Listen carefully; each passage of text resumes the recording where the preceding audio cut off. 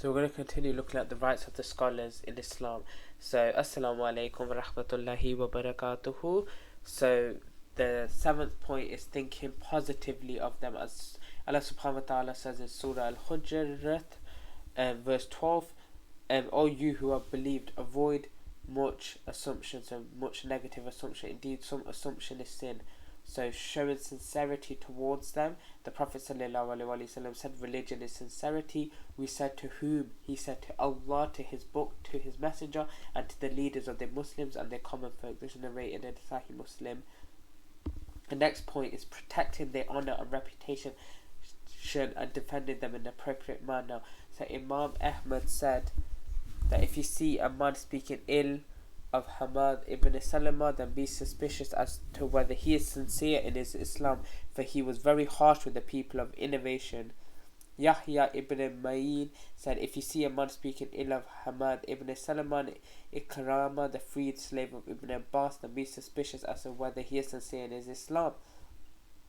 Ibn Asakir said, the flesh of the scholars is poison, and it is well known that Allah usually exposes to shame anyone who speaks ill of them, because ascribing to them that which they are innocent is a very serious matter, and tarnishing the honour and reputation on the base of falsehood is a very bad thing to do, and fabricating lies against those whom Allah has chosen is blameworthy conduct. So moving on to the next bit. So the rights that they have are based on a number of things. So first is, if a mistake or error is committed by a scholar, it does not make it permissible to speak ill of them or to tarnish his honour and reputation.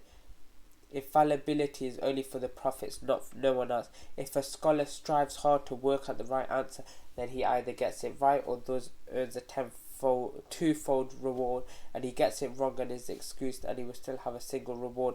The Prophet ﷺ said that, it was narrated as Abu Dawood and Tirmidhi, if a judge issues a ruling after trying hard to work it out, he gets it right, he gets a twofold reward.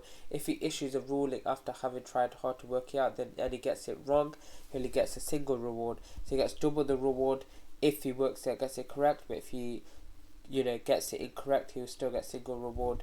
With regard to the one to whom Allah excused for his error and still gave him a single reward, it is more appropriate for the Muslims to accept his excuse and to continue to hold him in high esteem, because obviously these the scholars are humans, they are going to make mistakes, but it does not give us the right to point our fingers at them in any way, whether it's on live TV, whether it's anywhere.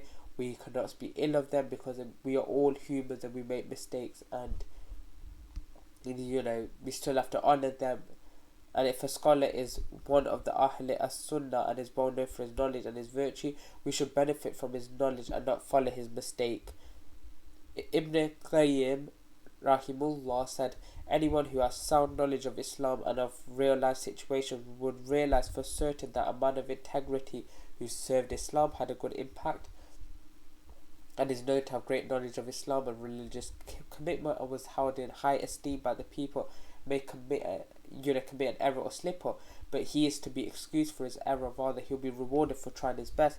So no Muslim should follow him in his mistaken view, but it's not permissible for us to tarnish his reputation and image and to cast aspersions on his status among the Muslims.